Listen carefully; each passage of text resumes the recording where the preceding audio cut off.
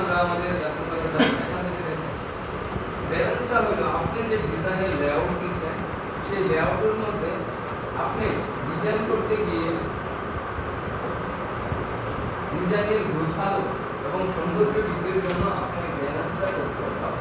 ব্যালেন্সটা দুই ধরনের হতে পারে। আপনি পুরো ডিজাইনের যদি দুটো ভাগ করেন কি এলিমেন্টটা যদি মিডলে রাখেন তাই দুইটা ভাগ করলে আপনার যে প্যাটার্নটা হবে সেটা হলো সিমেট্রিক্যাল ব্যালেন্স। যেমন একজন মানুষ দুই পাশে তার কন্টেন্ট আছে বোঝা যাইতেছে যে যখন তুমি লিখছেন একটা মাপ যোগ বা মিডল থেকে ভাগ করলে কি প্যাটার্নটা সেম আসতেছে, তাই না? লেআউটটার মধ্যে একটা মানে ভারসাম্য আসতেছে। তো এটাকে বলা হয় সিমেট্রিক্যাল ব্যালেন্স। আরেকটা ব্যালেন্স হলো অ্যাসিমেট্রিক্যাল ব্যালেন্স, যেটার মধ্যে কোনো মানে দুইটা পার্ট বা ওইভাবে ভারসাম্য থাকবে না, কিন্তু ডিজাইনের এলিমেন্টগুলো অনেক সুন্দরভাবে গোছানো থাকে।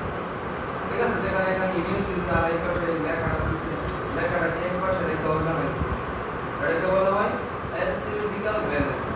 তাই কি a well balance website layout. Example কি একটা ওয়েল ব্যালেন্স ওয়েবসাইট লেআউট। একটা ওয়েবসাইটে এই যে সুন্দরভাবে ব্যালেন্স করা থাকে না, তো ওয়েবসাইটে কিন্তু ক্রিয়েটিভিটি বানানো নাইতে তারা কিন্তু সুন্দরভাবে ব্যালেন্স করে দিয়ে যাচ্ছে। এই জিনিসটাকে আরো সহজে বোঝানোর জন্য আমরা এইটার মধ্যে কাজ করতে পারি। এই যে এটা একটা মনে করেন ডিজাইনের পার্ট, যার দুইটা পার্ট করছে, এটা হচ্ছে সিমেট্রিক্যাল ব্যালেন্সের মধ্যে আছে। এটা অ্যাসিমেট্রিক্যাল ব্যালেন্স। ঠিক আছে? বুঝতে পারছেন? মানে এক দিকটা বেশি কম বেশি হতে পারে, কিন্তু লেআউট গুলো এভাবে অর্গানাইজ থাকে। তারপর হলো আমাদের কন্ট্রাস্ট। ডিজাইনের আরো একটা মূল উপাদান হলো কন্ট্রাস্ট। ঠিক আছে? আমরা যদি ডিজাইন করি তো ডিজাইন করার সময় কিন্তু আমাদের কন্ট্রাস্টটা বৃদ্ধি করতে হবে, আমাদের হাইলাইট করতে হবে।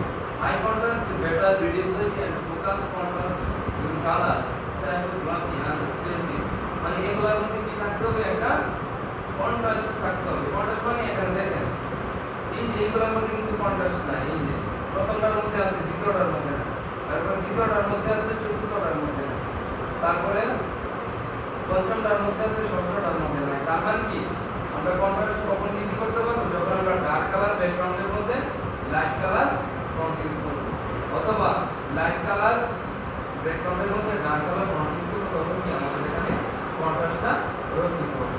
তাই আপনার ডিজাইনের মধ্যে আমাদের কন্ট্রাস্ট বৃদ্ধি, কন্ট্রাস্টটা কি করতে হবে? বৃদ্ধি করতে হবে। বুঝতে পারছেন?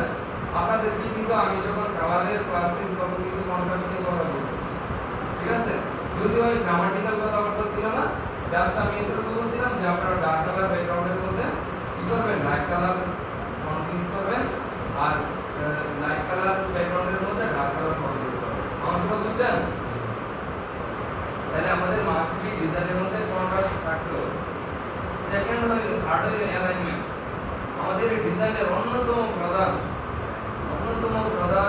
আপনি ডিজাইনের মধ্যে আপনার ব্যালেন্স ঠিক আছে, সবকিছু ঠিক আছে, কিন্তু অ্যালাইনমেন্ট ঠিক আছে, তাহলে ওই ডিজাইন আপনার অকাত্য এবং এই ডিজাইনের মধ্যে নান্দনিকতা থাকে।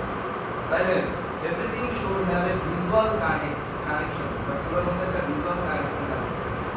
Use guide and guides to make structure. যেমন আমরা গাইড ইউজ করি না, প্রয়োজন আপনি গাইড ইউজ করতে পারেন এই ব্যালেন্সের জন্য, অথবা আপনি ওইভাবে ধইরা একটা কনসেপ্টকে সিলেক্ট করে তারপরে কি দেখেন আমাদের যে ইমেজ আছে, প্রথম ইমেজটার মধ্যে কি হলো? এটার মধ্যে কিন্তু ব্যালেন্স আছে নাই, দ্বিতীয়টার মধ্যে কিন্তু ব্যালেন্স সুন্দরভাবে অর্গানাইজ করছে।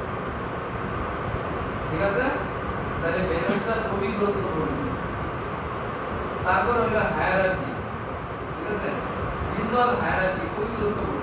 হায়ারার্কি কি? হায়ারার্কি হলো guided the viewers I using size written placement.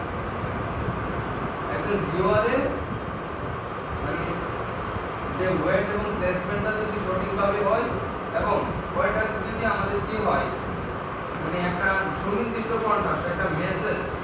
ঠিক আছে? একটা ডিজাইনে কিন্তু সব পার্ট কিন্তু আমাকে মানে প্রথম দেখাই দেব, যে পার্টটুকু আমাকে ভালোভাবে দেখাই দেব ওই পার্টটুকুই কি আমাদের ভিজুয়াল হায়ারার্কি। যেমন headline, sub headline and body text should show a clear structure. একটা ক্লিয়ার স্ট্রাকচার থাকে। আপনার হেডলাইনের একটা ফ্রন্ট টেক্সট থাকবো, সাব হেডলাইনে একটা থাকবো, বডি টেক্সট একটা থাকবো, মানে একটা স্ট্রাকচার থাকবে। এটাকে বলা হয় ভিজুয়াল হায়ারার্কি। এখন দেখা গেল যে আপনি শিরোনাম একটা স্টাইলে দিচ্ছেন, তারপরে সাব হেডলাইনও আপনি একটা স্ট্রাকচারে দিচ্ছেন, মানে সেম স্ট্রাকচারে সব কিছু অর্গানাইজ করছেন। তাই আমাদের কি হবে, ভিজুয়াল হায়ারার্কিটা বা সাইজ দিয়ে ভিজুয়াল হায়ারার্কি, ওয়েট এবং প্লেসমেন্ট এগুলোর উপর কি করে আমাদের ভিউয়ার্সের ভিজুয়াল হায়ারার্কিটা নির্ভর করে। Darkest on a light background, yes contrast, low contrast text. এখানে বলতেছে যে एग्जांपल দিছে dark text on a light background, এই যে dark text, ঠিক আছে, লাইট ব্যাকগ্রাউন্ডের মধ্যে কি আমরা একটা dark text এবং low contrast text ইউজ করছি। তাই ওইটা দ্বারা কি আমাদের যে শিরোনামটা ভিজুয়াল হায়ারার্কি, শিরোনামের পার্টটা আমাদের প্রথম শুরু হবে, বুঝতে পারছেন? এটা হলো হায়ারার্কি। হায়ারার্কি হলো একটা স্ট্রাকচার থাকবে, হেডলাইন, সাব হেডলাইন এবং বডি টেক্সটের মধ্যে, ঠিক আছে? আমি না পেঁচায়া 2-3 ঘটনা নিয়ে একদম সংক্ষেপে আপনাদেরকে ধারণাটা দেওয়ার চেষ্টা করব। তাহলে আমাদের ডিজাইনের মধ্যে কি রাখতে হবে? হায়ারার্কি রাখতে হবে, ভিজুয়াল হায়ারার্কি রাখতে হবে। তারপর হলো রিপিটেশন, অত্যন্ত গুরুত্বপূর্ণ। যে রিপিটেশনটা কি creates consistency in branding and layout. আপনি যে একটা ব্র্যান্ডিং করতেছেন, আমরা তো ব্র্যান্ডিং আইডেন্টিটি করছিলাম না, মনে আছে? একটা বিজনেস কার্ডের সেল লেআউট দিয়েছে, আবার হেড কি বলে লেটার হেডে, তারপর আইডি কার্ডের সেল লেআউট দিয়েছি না? তাই এটা কি একটা কনসিস্টেন্সি রাখছে কিনা বলেন? কনসিস্টেন্সি রাখছে কিনা? কালারের মধ্যে একটা রাখছি না, কনসিস্টেন্সি রাখছি না? লেআউট তো কনসিস্টেন্সি রাখছি না? এখন আপনি একই কোম্পানি, কিন্তু আপনি দেখা যাচ্ছে বিজনেস কার্ডে একটা স্টাইল করতেন, আবার লেটার হেডের মধ্যে আলাদা আরেকটা স্টাইল রাখছেন। তাহলে এখানে কি রিপিটেশন কি হয়েছে? হয়েছে। অথবা আপনি একটা ডিজাইনের মধ্যে আপনার ব্র্যান্ডিং কালার লাল এবং নীল, আপনার ব্র্যান্ডিং কালার লাল এবং নীল, তাইলে আপনি লাল এবং নীল আপনি রিপিট করবেন পুরো ডিজাইনের মধ্যে। এখানে এটা সবুজ হলুদ এগুলো ইনপুট করার কোনো মানে নেই। ক্লিয়ার? Concept clear? অথবা একটা শেপ ইউজ করছেন, পুরো ডিজাইন জুড়ে আপনি দেখা যাচ্ছে রাউন্ড শেপ ইউজ করছেন, তাইলে পুরো ডিজাইন জুড়ে আপনি রাউন্ড শেপের স্ট্রাকচার রাখবেন, ঠিক আছে? মানে এখানে এভরিথিং অন্য কোনো শেপ আনার কোনো মানে নেই। মূলত এগুলো যেমন একটা branding, colours, fonts and patterns across multiple assets, এগুলো কি আপনি অর্গানাইজ ভাবে এগুলাতে বারবার ইনপুট করাটাই মূলত কি রেপিটেশন। ক্লিয়ার? বুঝছেন রেপিটেশন জিনিসটা? ক্লিয়ার? তারপর হলো হোয়াইট স্পেস। তাইলে দেখেন একটা ডিজাইন আপনি করছেন, অনেক ভালো ডিজাইন করছেন, কিন্তু ডিজাইনের মধ্যে এমন পরিমাণ আপনার মেইন যে